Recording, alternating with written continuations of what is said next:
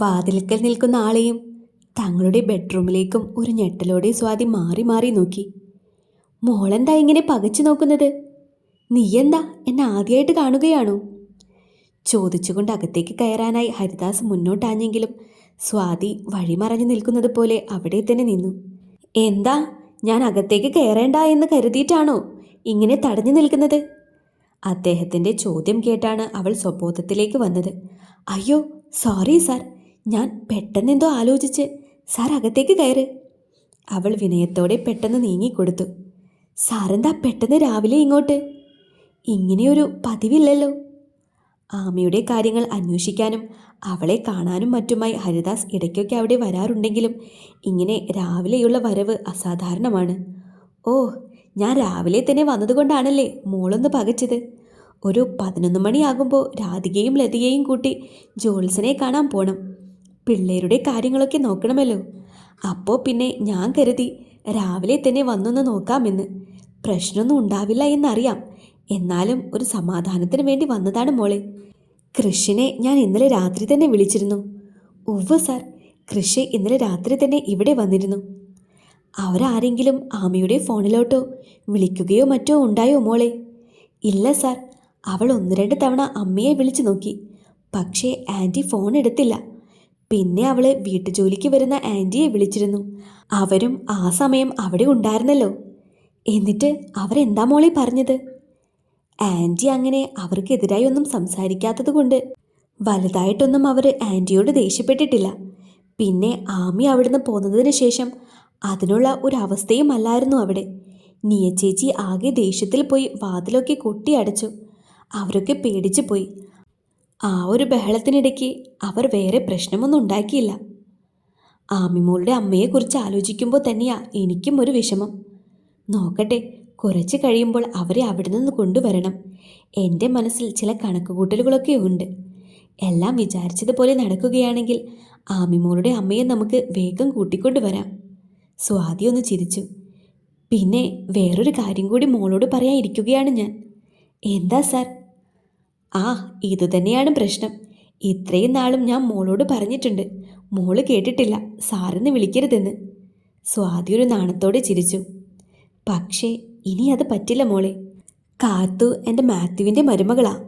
അവളെ ഒരു ചേച്ചിയായും കുടുംബത്തിലെ അംഗമായും കാണുന്ന മോള് ഇനി എന്നെ സാറേ എന്ന് വിളിച്ചാൽ അതെനിക്കാണ് മോശം.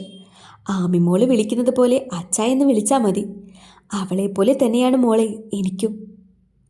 എല്ലാവരും അകറ്റി നിർത്തിയ സമയത്തും അവൾക്ക് ആശ്രയമായി നിന്നത് നീ മാത്രമാണ്. അതുകൊണ്ട് ഇനി ഈ സാറ് വിളി വേണ്ട, കേട്ടല്ലോ. വിളിച്ച് ശീലിച്ചു പോയത് കൊണ്ടാണ്. എന്നാലും ഞാൻ മാറ്റാൻ ശ്രമിക്കാം. സ്വാഭാവികമായി സംസാരിക്കാൻ ശ്രമിക്കുന്നുണ്ടായിരുന്നുവെങ്കിലും അവളുടെ മനസ്സിൽ ഒരു പേടിയുണ്ടായിരുന്നു. ഹരിദാസ് ഇരിക്കുന്ന സമയത്ത് ദർശനും മാമിയും മുറിയിൽ നിന്നും പുറത്തേക്ക് വന്നാലുള്ള അവസ്ഥ. അവളുടെ നോട്ടം ഇടയ്ക്ക് വാതിൽക്കലേക്ക് നീണ്ടു. അല്ല, ഞാൻ വന്നപ്പോൾ തൊട്ട് ശ്രദ്ധിക്കുന്നുണ്ട്. മോൾക്കൊരു പേടി പോലെയുണ്ടല്ലോ. ആദ്യം ഞാൻ കരുതിയത് ഞാൻ പതിവില്ലാത്ത സമയത്ത് വന്നതുകൊണ്ടാണെന്നാണ്. പക്ഷേ ഇതല്ല, വേറെ എന്തോ കാര്യമുണ്ട്. അത് ഞാൻ ഒന്നുമില്ല. ഞാൻ സാറിന് അല്ല അച്ഛന് ചായ എടുക്കട്ടെ? ചായ ഞാൻ കുടിച്ചതാണ്. എന്നാലും അച്ഛ എന്ന് വിളിച്ചുകൊണ്ട് മോൾ ആദ്യമായി ചോദിച്ചതല്ലേ, എടുത്തോ. ആ സന്തോഷത്തിന് ഒന്നുകൂടി കുടിക്കാം. അദ്ദേഹത്തിന് ചായ കൊടുത്ത് അവിടെ ഇരുത്തിയതിനു ശേഷം തഞ്ചത്തിൽ പോയി ആമിയെ വിളിക്കാമെന്ന് അവൾ മനസ്സിൽ കരുതി. ദർശനായി ഉണ്ടാക്കിയ ചായ ഒന്ന് ചൂടാക്കിയാൽ മതിയല്ലോ, അവൾ മനസ്സിലെടുത്തു. പണി പാളിയോ ദൈവമേ! ആമിയുടെ ദേഷ്യത്തോടെയുള്ള നോട്ടം കണ്ട് ദർശൻ മനസ്സിൽ വിചാരിച്ചു. എടി, നീ എന്തിനാ എന്നെ എങ്ങനെ ദേഷ്യത്തിൽ നോക്കുന്നത്? അതിന് മാത്രം ഞാനൊന്നും ചെയ്തില്ലല്ലോ. ദേഷ്യത്തോടെ നോക്കി നിൽക്കുന്നതല്ലാതെ അവളൊന്നും പറയാതെ ആയപ്പോൾ അവൻ സന്ദർഭം ഒന്നും മയപ്പെടുത്താനായി പറഞ്ഞു. ഒന്നും ചെയ്തില്ലെന്നോ? ഞാനിപ്പോൾ ശ്വാസം കിട്ടാതെ ചത്തുപോയെന്നല്ലോ. ഓ, അതാണോ കാര്യം? അവൻ നിസ്സാരമട്ടിൽ മുഖത്ത് കള്ളച്ചിരി ഒളിപ്പിച്ചുകൊണ്ട് ചോദിച്ചപ്പോൾ അവൾക്ക് ദേഷ്യം പിന്നെയും കൂടി. എന്ത് നിസ്സാരമായിട്ടാണ് പറയുന്നതെന്ന് നോക്കിക്കേ. എടി, അത് എൻ്റെ എക്സ്പീരിയൻസ് കുറവുണ്ടല്ലേ. ഇതെൻ്റെ ഫസ്റ്റ് കിസ്സായിരുന്നില്ലേ? ആണോ? ഞാൻ അറിഞ്ഞില്ല. പക്ഷേ കണ്ടാൽ അങ്ങനെ തോന്നില്ല. ഒരുപാട് എക്സ്പീരിയൻസ്ഡ് ആയതുപോലെ ആയിരുന്നല്ലോ. ശരിക്കും? നഖം കടിച്ചുകൊണ്ട് നാണത്തോടെ അവൻ ചോദിക്കുന്നത് കണ്ടതും അവൾ ദേഷ്യത്തോടെ തിരിഞ്ഞു നിന്നു. അതെ, കിസ് ചെയ്യാൻ വന്ന അത് ചെയ്തിട്ടങ്ങ് പോണായിരുന്നു. അതിനിടയിൽ കൂടി വേറെ പരിപാടി നടത്തുന്നത് എന്തിനാ? ഓ, അപ്പോൾ അതാണ് മാഡത്തിൻ്റെ ശരിക്കുമുള്ള ദേഷ്യത്തിൻ്റെ കാരണം. എടി, ഞാനത് ചുമ്മാ ഒരു ഫ്ലോയിൽ അങ്ങ് ചെയ്തു പോയതല്ലേ. ഇങ്ങനെയൊക്കെ ചെയ്യാനാണെങ്കിൽ ഇനി ഈ പണിക്ക് എന്നെ കിട്ടുമെന്ന് വിചാരിക്കണ്ട. മര്യാദയ്ക്ക് പറ്റുമെങ്കിൽ മതി. ദേഷ്യത്തോടെ അവനോട് പറഞ്ഞുകൊണ്ട് വാതിൽ തുറന്നതും മുന്നിൽ ചായയുമായി നിൽക്കുന്ന സ്വാതിയെ കണ്ട് അവളൊന്ന് നോക്കി. ദർശൻ സാറിന് കൊടുക്കാൻ ചായയുമായി നിൽക്കുകയായിരിക്കും. തിളച്ച ചായയാണെങ്കിൽ ആ വായിലേക്ക് ഒഴിച്ചു കൊടുക്ക്. അതാ കയ്യിലിരിപ്പ്. അവനോടുള്ള ദേഷ്യത്തേക്കാൾ കൂടുതൽ മുന്നിൽ സ്വാതിയെ കണ്ട ചമ്മലായിരുന്നു ആമിക്ക് അന്നേരം. അതൊന്നു മാറ്റാനാണ് അവൾ അങ്ങനെയൊക്കെ ഒച്ചയെടുത്തത്. സ്വാതി അവളെ കണ്ണുകൊണ്ട് മിണ്ടല്ലേ എന്ന് കാണിച്ചു. നീ എന്താ കഥകളി കാണിച്ചുകൊണ്ടിരിക്കുന്നത്? എൻ്റെ ആമിയെ, എന്നോടുള്ള ദേഷ്യം നീ അവളോട് കാണിക്കണ്ട. അച്ഛൻ. മുറിക്ക് പുറത്തേക്ക് വന്ന ദർശൻ തോളിലായി ആമിയെ ചേർത്ത് പിടിച്ചുകൊണ്ട് ഇപ്പുറത്ത് വശത്തേക്ക് തിരിഞ്ഞതും ഹരിദാസിനെ കണ്ട് ഞെട്ടലോടെ പറഞ്ഞു. അച്ഛനെന്ന് വിളിക്കാൻ ശ്രമിച്ചത് പൂർണ്ണ പരാജയമായിരുന്നു. ദർശൻ വിളിക്കുന്നത് കേട്ട് ആമിയും തിരിഞ്ഞു നോക്കി. മുന്നിൽ കള്ളത്തരം പിടിച്ചവനെ പോലെ ചിരിയോടെ നിൽക്കുന്ന ഹരിദാസിനെ കണ്ട് അവളും ഒന്ന് ചമ്മി. വീട്ടിൽ നിന്നും രാവിലെ തന്നെ നീ പോന്നെന്ന് പറഞ്ഞപ്പോൾ എനിക്കൊരു സംശയമുണ്ടായിരുന്നു. പക്ഷേ ഇവിടെ നിന്റെ കാറ് കാണാതായപ്പോൾ ഒരു നിമിഷം ഞാൻ എൻ്റെ മോനെ തെറ്റിദ്ധരിച്ചു എന്ന് ഞാൻ വിചാരിച്ചു. പക്ഷേ ഇല്ല, ശരിയായി തന്നെയാണ് ഞാൻ ധരിച്ചത് എന്നെനിക്ക് മനസ്സിലായി. അല്ല, നിന്റെ കാറ് നീ എവിടെ കൊണ്ടിട്ടു? അത് ഞാൻ അപ്പുറത്തെ അപ്പാർട്ട്മെൻറ്റിലേക്ക് കയറ്റിയിട്ടിട്ടുണ്ട്. മുഖത്തെ ചമ്മൽ മറയ്ക്കാനാവാതെ തന്നെ അവൻ പറഞ്ഞു. നിനക്കെന്തായാലും നല്ല ഭാവിയുണ്ട് മോനെ. അച്ഛനും മകനും തമ്മിലുള്ള സംഭാഷണം കേട്ട് സ്വാതിയും ആമിയും പരസ്പരം നോക്കി ചിരിച്ചു. മോനെ ദർശ. മകനെ വിളിച്ചുകൊണ്ട് ഹരിദാസ് എഴുന്നേറ്റു. നിന്നോട് ഇവിടെ വരണ്ടെന്നൊന്നും അച്ഛൻ പറയുന്നില്ല. സ്വാതിയെ വിട്ടേക്ക്. വെളുപ്പാങ്കാലത്ത് തന്നെ കയറി വന്ന് ബാക്കിയുള്ള സ്റ്റാഫുകളുടെ മുന്നിൽ നിന്റെ ഉള്ള വില കൂടി കളയണോ മോനെ? അയ്യോ അച്ഛാ, ഞാനത് ഇന്നലെ എന്തെങ്കിലും പ്രശ്നമുണ്ടായിരുന്നോ എന്നറിയാൻ വേണ്ടി. മോള് അകത്തുനിന്ന് ദേഷ്യത്തോടെ ഇറങ്ങി വന്നപ്പോഴേ എനിക്ക് മനസ്സിലായി നീ അതറിയാൻ വേണ്ടിയാണ് വന്നതെന്ന്. സ്വാതിയും മാമിയും ചിരിയടക്കി പിടിക്കാൻ കുറേ ബുദ്ധിമുട്ടി. ദർശൻ്റെ മുഖത്ത് അപ്പോഴും ചമ്മിയ ഭാവം തന്നെയായിരുന്നു. എന്തായാലും നീ ഇനിയും കൂടുതൽ നിന്ന് ചമ്മണ്ട എൻ്റെ മുമ്പിൽ. ഇറങ്ങട്ടെ മക്കളെ. ആദ്യത്തേത് ദർശനോടും രണ്ടാമതേത് ആമിയോടും സ്വാതിയോടുമായി പറഞ്ഞ് ഹരിദാസ് ഇറങ്ങി. അച്ഛാ, എന്താടാ? പോകാനായി പുറത്തേക്ക് നടന്ന ഹരിദാസിനെ ദർശൻ വിളിച്ചതും അയാൾ തിരിഞ്ഞു നോക്കിക്കൊണ്ട് ചോദിച്ചു. എനിക്ക് ആമിയുമായി ഒരു സ്ഥലം വരെ പോകാനുണ്ട്. എന്നിട്ട് ഞങ്ങൾ ഒരുമിച്ച് ഓഫീസിലേക്ക് വരാം. വിച്ചു പറഞ്ഞിരുന്നു. രാവിലെ തന്നെ പോണോ? വൈകുന്നേരം പോയാൽ പോരെ? പോണം. കടങ്ങളൊന്നും ബാക്കി വെക്കാത്തതല്ലേ നല്ലത്. അവനോട് സമ്മതം പറഞ്ഞ് മറ്റു രണ്ടുപേരെ ഒരിക്കൽ കൂടി നോക്കി യാത്ര പറഞ്ഞുകൊണ്ട് ഹരിദാസ് അവിടെ നിന്നിറങ്ങി. എടി, നിനക്കൊരു വാക്ക് പറയാമായിരുന്നില്ലേ അച്ഛൻ പുറത്തുണ്ടെന്ന്? മോശമായിപ്പോയി. അച്ഛൻ എന്ത് വിചാരിച്ച് കാണുമാവോ? ആമി നാണക്കേടോടെ നഖം കടിച്ചുകൊണ്ട് പറഞ്ഞു. ചായ കൊടുത്തിട്ട് നിന്നെ വിളിക്കാന്ന് കരുതിയാ ഞാൻ നിന്നത്.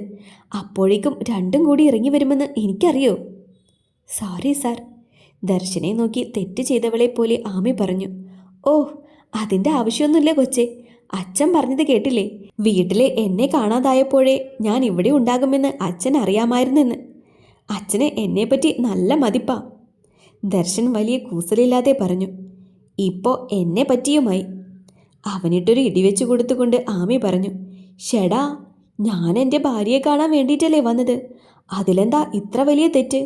നീ ഇനിയും ഇവിടെ കിടന്ന് തിരിഞ്ഞു കളിക്കാതെ പോയി റെഡിയായിട്ട് വാ. നമുക്കൊരു സ്ഥലം വരെ പോകണം. അച്ഛനോട് പറയുന്നത് കേട്ടല്ലോ, എന്നെയും കൊണ്ട് എവിടെ പോകണമെന്ന്. എവിടെയാ? അതൊക്കെയുണ്ട്, എത്തുമ്പോൾ കണ്ടാൽ മതി. പിന്നെ കൂടുതലായി ഒന്നും ചോദിക്കാൻ നിൽക്കാതെ ആമി റെഡിയാവാനായി പോയി. അവൾ റെഡിയാവുന്ന സമയത്ത് ദർശൻ സ്വാതിയോട് അവരെവിടെയാണ് പോകുന്നതെല്ലാം പറഞ്ഞു. കേട്ടപ്പോൾ അവൾക്കും സന്തോഷമായി. പഴമയുടെ പ്രൗഢി വിളിച്ചോതുന്ന ഒരു വലിയ വീടിന് മുൻപിൽ ദർശൻ വണ്ടി കൊണ്ടുവന്ന് നിർത്തിയപ്പോൾ എവിടെയാണെന്നോ എന്തിനാണ് വന്നതെന്നോ മനസ്സിലാവാതെ ആമി ചുറ്റിനും നോക്കി. എന്നാൽ ആ നിമിഷം തന്നെ കാറിൻ്റെ ശബ്ദം കേട്ട് വാതിൽ തുറന്ന് പുറത്തേക്ക് വരുന്ന വേദികയെ കണ്ടതും അവൾക്ക് സ്ഥലം മനസ്സിലായി. ഇത് ദർശനെ സംശയത്തോടെ നോക്കി അവൾ ചോദിച്ചു. ഇത് വേദിയുടെ അച്ഛൻ്റെ വീടാണ്. നമ്മളെന്തിനാ ദർശേട്ടാ ഇവിടെ വന്നത്? ഇന്നലെ ഞാൻ വിച്ചുവിനോട് വേദിക നിന്നോട് സംസാരിച്ച വീഡിയോ അയച്ചു തരാൻ പറഞ്ഞിരുന്നു. എനിക്ക് അവളോട് സംസാരിക്കണം മാമി. സംസാരിച്ച് എല്ലാം ക്ലിയർ ചെയ്യണം. അവൻ്റെ മുഖത്തെ മുറുക്കം കണ്ട് ആമിക്ക് ചെറുതായി പേടി തോന്നി. ദർശേട്ടാ, നമ്മളെല്ലാം പറഞ്ഞ് അവസാനിപ്പിച്ചതല്ലേ, ഇനിയും എന്തിനാ? ഇല്ല ആമി, സംസാരിക്കാനുള്ളതെല്ലാം എനിക്ക് സംസാരിച്ചേ പറ്റൂ. നീ കാറിൽ നിറങ്ങ്. ആമി പിന്നെയും മടിച്ചിരുന്നെങ്കിലും ദർശൻ അവളിരിക്കുന്ന വശത്തേക്ക് വന്ന് ഡോർ തുറന്ന് അവളെ വലിച്ച് പുറത്തേക്കിറക്കി. വേദിക ഇതെല്ലാം ഉമ്മറത്ത് നിന്ന് കാണുന്നുണ്ടായിരുന്നു. അവൾക്ക് ദർശന് മുന്നിൽ വന്നു നിൽക്കാൻ നല്ല ചമ്മലായിരുന്നു. 2 ദിവസം മുൻപ് പ്രശ്നങ്ങളൊക്കെ ഉണ്ടായപ്പോൾ അവൻ ഒന്നും പറയാതെ ക്ഷമിച്ചു വിട്ടപ്പോൾ അവൾക്കുള്ളിൽ ഒരു ആശ്വാസമുണ്ടായിരുന്നു. എന്നാൽ ഇപ്പോഴത്തെ ഈ വരവ്, അതും ആമിയെയും കൂട്ടി വന്നിരിക്കുന്നത് വെറുതെയല്ലെന്ന് അവൾക്കും മനസ്സിലായി. ഹായ് ദർശൻ. രണ്ടുപേരും ഉമ്മറത്തേക്ക് കയറിയതും വിളറിയ മട്ടിലൊന്ന് ചിരിച്ച് വേദിക ദർശനെ ഒന്ന് നോക്കി വിഷ് ചെയ്തു. ഒപ്പം ആമിയെ കൂടിയൊന്ന് നോക്കി. അവൾക്കൊരു മറുപടി കൊടുക്കുകയോ ഒന്ന് നോക്കി ചിരിക്കുകയോ പോലും ദർശൻ ചെയ്തില്ല. ആമി പക്ഷേ പിണക്കമൊന്നും കാണിക്കാതെ സാധാരണ രീതിയിൽ തന്നെ അവളെ നോക്കി ചിരിച്ചു. ആരാ മോളെ വന്നത്? കാറിൻ്റെ ശബ്ദം കേട്ടപ്പോൾ നോക്കിയിട്ട് വരാമെന്ന് പറഞ്ഞിട്ട് പോയ വേദികയെ കാണാതായതും അവളുടെ അമ്മ പുറത്തേക്ക് വന്ന് ചോദിച്ചു. മുന്നിൽ നിൽക്കുന്ന 2 പേരെ കണ്ടതും അവരും ഒന്ന് ഞെട്ടി. അയ്യോ മോനോ, വാ അകത്തേക്ക് കയറിയിരിക്കെ. മുഖത്തെ വിളർച്ച പുറത്തു കാണിക്കാതെ സാധാരണ മട്ടിൽ അവർ പറഞ്ഞു. വേണ്ട ആൻറ്റി, ഞാനിവിടെ നിന്നോളാം. 1-2 കാര്യങ്ങളൊന്ന് പറഞ്ഞിട്ട് പോകാൻ വേണ്ടി വന്നതാണ്. ദർശൻ സോറി, എൻ്റെ ഭാഗത്തു നിന്നും വന്ന മിസ്റ്റേക്കാണ്, എനിക്ക് മനസ്സിലായി. പക്ഷേ ഞാൻ ഇത്രയൊക്കെ ആയിത്തീരുമെന്ന് വിചാരിച്ചില്ല. എൻ്റെ ബുദ്ധിമോശം കൊണ്ട് ചെയ്തു പോയതാ. I am really sorry Darshan അവളെ നോക്കിയൊന്ന് പുച്ഛത്തോടെ ചിരിച്ചു. ഇപ്പോഴും ചെയ്തു പോയതിൽ നിനക്കൊരു കുറ്റബോധവുമില്ല വേദിക. അങ്ങനെ ഉണ്ടായിരുന്നുവെങ്കിൽ നീ എന്നോടല്ല സോറി പറയേണ്ടിയിരുന്നത്. നീ ആരോടാണോ തെറ്റ് ചെയ്തത്, അവൾ എൻ്റെ തൊട്ടടുത്ത് നിൽപ്പുണ്ട്. അവളോട് ഇപ്പോഴും നീ സോറി പറയുന്നില്ല. വേദിക തെറ്റ് ചെയ്തവളെ പോലെ തലകുമ്പിട്ട് നിന്നു. ആമി ദർശൻ്റെ കയ്യിലായി ഒന്ന് പിടിച്ചു. വേണ്ട എന്ന് തലയാട്ടി. നീ എൻ്റെ ആമിയോട് ദേഷ്യപ്പെടുന്ന വീഡിയോ ഞാൻ കണ്ടിരുന്നു. അവൾ എന്നെക്കൊണ്ട് ഡിവോഴ്സ് പേപ്പറിൽ സൈൻ ചെയ്യിപ്പിച്ചപ്പോൾ ഞാൻ കരുതിയത് ഞാൻ അവഗണിച്ചതിനോട് ഇവൾ പ്രതികരിച്ചതാണെന്നാണ്. പക്ഷേ ഇവളുടെ മനസ്സിനെ കുത്തി നോവിപ്പിച്ച നീ അത് ചെയ്യിപ്പിച്ചതാണെന്ന് ഞാൻ അറിഞ്ഞില്ല. ആമിയെ ചേർത്ത് പിടിച്ചുകൊണ്ട് ദർശൻ പറഞ്ഞു. നീ എന്താ വേദിക പറഞ്ഞത്? ഇവളെൻ്റെ കൂടെയുണ്ടെങ്കിൽ എൻ്റെ ദേവിമോളുടെ ജീവിതത്തിൽ സന്തോഷമുണ്ടാവില്ലെന്നോ? പക്ഷേ ഇപ്പോൾ മനസ്സിലായില്ലേ ഇവൾ എൻ്റെ ദേവിമോൾക്ക് ആരാണെന്ന്? ഞാൻ പറഞ്ഞല്ലോ, അത് ഞാൻ അപ്പോഴത്തെ ദേഷ്യത്തിന് അങ്ങനെ പറഞ്ഞു പോയതാണ്. അവിടം കൊണ്ട് നിങ്ങൾ അവസാനിപ്പിച്ചില്ലല്ലോ. എൻ്റെ അമ്മയുടെ ഉള്ളിലെ ആമയോടുള്ള ദേഷ്യം അറിഞ്ഞ് അത് ആളി കത്തിക്കാൻ ശ്രമിച്ചില്ലേ നിങ്ങൾ? ഇവളെൻ്റെ ജീവിതത്തിൽ വന്നു കഴിഞ്ഞാൽ ഞങ്ങളുടെ കുടുംബം തകർന്നു പോകുമെന്ന് പറഞ്ഞില്ലേ? എന്നാ കേട്ടോ, ഞങ്ങൾ 4 പേരും ചെയ്ത പുണ്യമാണ് ഇവളെ ഞങ്ങൾക്ക് ദൈവം തന്നത്. വേദിക, നിനക്കെന്നോട് ഇഷ്ടം തോന്നിയതിലൊന്നും ഞാൻ തെറ്റൊന്നും പറയുന്നില്ല. അതൊക്കെ ഓരോരുത്തരുടെ പേഴ്സണൽ കാര്യമാണ്. ആർക്ക് വേണമെങ്കിലും ആരോട് വേണമെങ്കിലും ഇഷ്ടം തോന്നാം.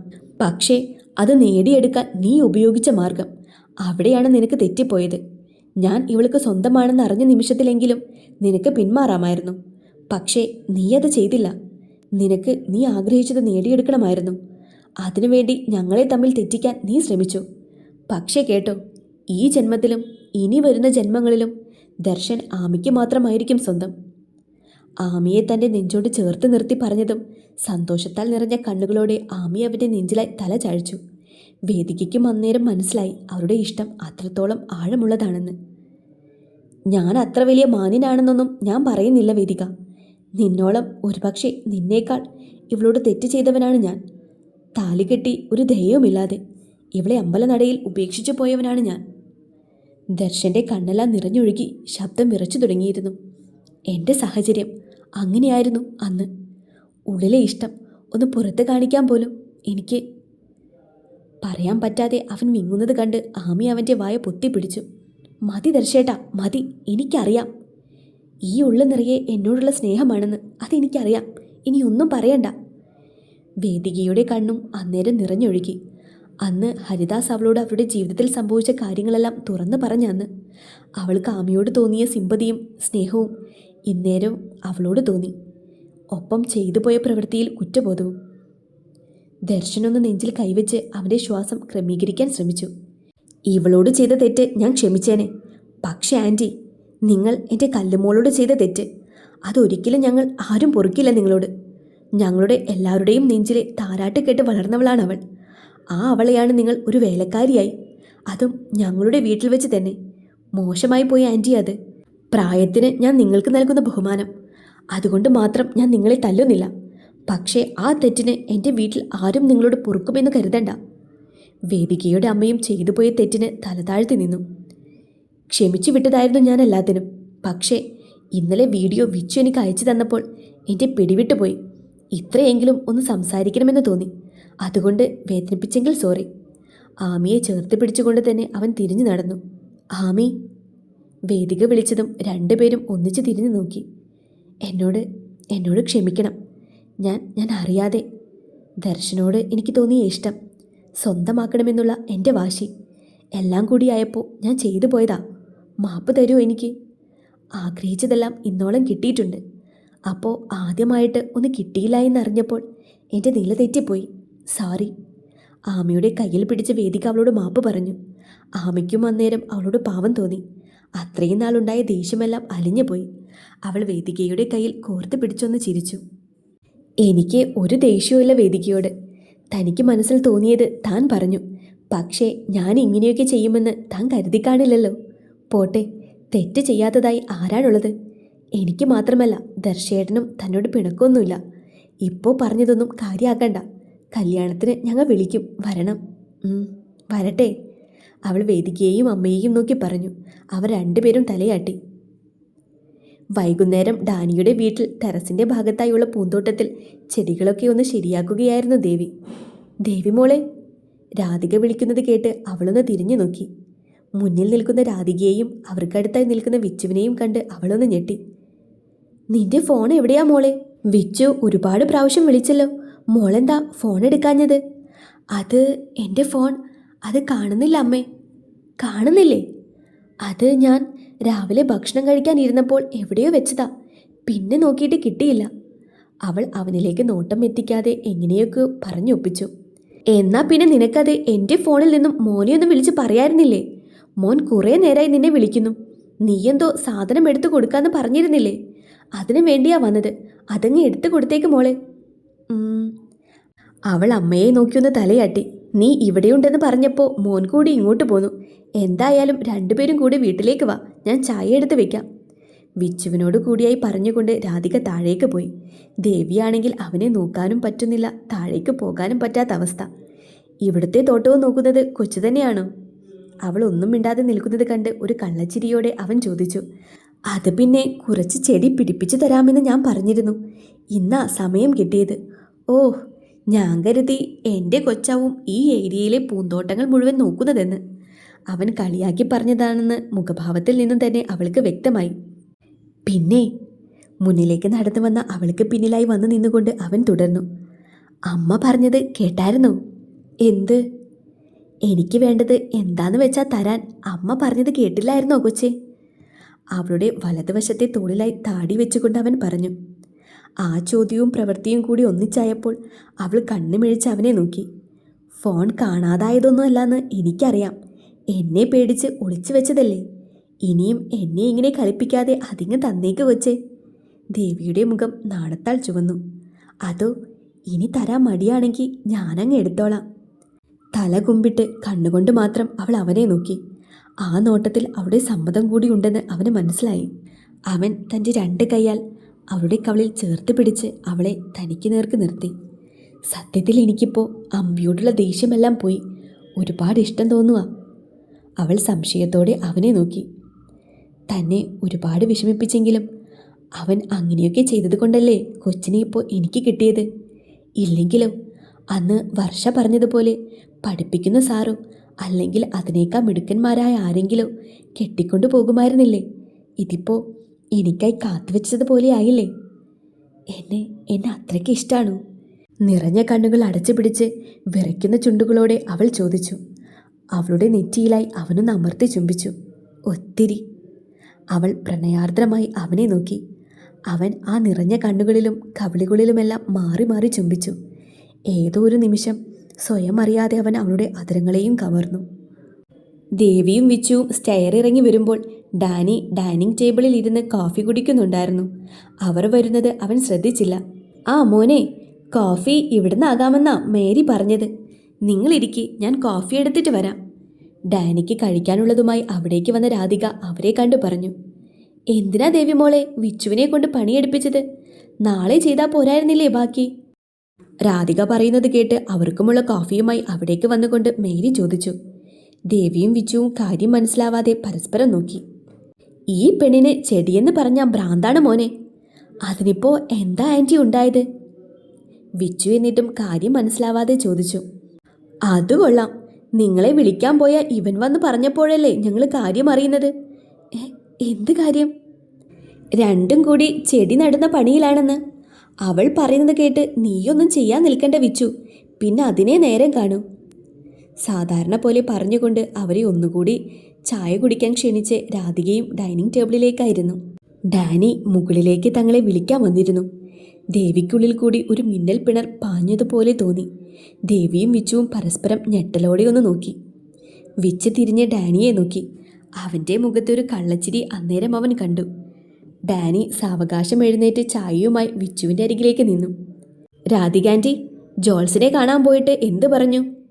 2 ആഴ്ച കഴിഞ്ഞ് ഒരു നല്ല മുഹൂർത്തം എഴുതി തന്നിട്ടുണ്ട്. വേറെ ദോഷങ്ങളൊന്നും ഇല്ലാന്നാ പറഞ്ഞത്. രാധിക സന്തോഷത്തോടെ പറഞ്ഞു. അപ്പോൾ 2 ആഴ്ച കൂടി ഇതെല്ലാം സഹിക്കേണ്ടി വരുമല്ലോ എൻ്റെ ദൈവമേ. കഴുത്ത് ചൊറിയുന്നത് പോലെ കാണിച്ച് അമ്മമാർ 2 പേരും കേൾക്കാതെ ഡാനി പതുക്കെ പറഞ്ഞു. അല്ല ദേവി, നീ വിച്ചുവിനെ എന്തോ കൊടുക്കാന്ന് പറഞ്ഞത് കൊടുക്കുന്നില്ലേ? അതല്ലേ മുകളിൽ കൊടുത്തുകൊണ്ടിരുന്നത്. രാധിക ചോദിച്ച ചോദ്യത്തിന് അവർ കേൾക്കാതെ ഡാനി ഉത്തരം കൊടുത്തു. അത് പിന്നെ ഞങ്ങള് ചുംബന സമരമൊക്കെ കഴിഞ്ഞിരുന്നെങ്കിൽ വന്ന് ചായ കുടിക്കേണ്ട പിള്ളേരെ. ഷോ. വിച്ചുവിന് പുറകിലായി ഒളിച്ച ദേവി നാവ് കഴിച്ചുകൊണ്ട് പതുക്കെ അടുക്കളയിലേക്ക് വലിഞ്ഞു. നിങ്ങളുടെയൊക്കെ നല്ല ജീവിതത്തിന് വേണ്ടി ഫില്ലായ ബസ്സിൽ അച്ഛൻ്റെ കാല് പിടിച്ച് ഒരു സീറ്റുണ്ടാക്കി ഭാര്യയെ വേളാങ്കണ്ണിക്ക് പറഞ്ഞയച്ച ഈ എൻ്റെ മുൻപിൽ തന്നെ വേണമായിരുന്നോ മഹാപാപി ഇതെല്ലാം?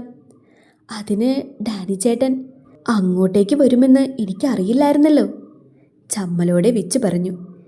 എനിക്ക് പകരം മമ്മിയോ ആൻറ്റിയോ ആയിരുന്നുവെങ്കിൽ ആ അവസ്ഥ ഒന്ന് ആലോചിച്ച് നോക്കിക്കേ. ചേട്ടാ, ശവത്തിൽ കുത്താതെ. അവൻ്റെ കയ്യിൽ കൈകോർത്ത് പിടിച്ചുകൊണ്ട് വിച്ച് പറഞ്ഞു. അതൊക്കെ വിട്. മറ്റേ കാമുകൻ എന്തേ? ആ പെണ്ണിൻ്റെ ഒപ്പം തന്നെ താമസാക്കിയോ? ഏയ്, അവൻ ഓഫീസിലുണ്ട്, എന്നെ വിളിച്ചിരുന്നു. കുറച്ചു നേരം കഴിയുമ്പോൾ വരും. ഇതിനെയൊക്കെ കെട്ടാൻ പോകുന്ന പെൺകൊച്ചുങ്ങളുടെ അവസ്ഥ ആലോചിക്കുമ്പോഴാണ് എനിക്ക്. ഇനിയും ഡാനിയിൽ നിന്നും അധികം കേൾക്കാനാവതില്ലാത്തതുപോലെ വിച്ച് പതുക്കെ ഡൈനിങ് ടേബിളിലേക്ക് പോയി ഇരുന്നു.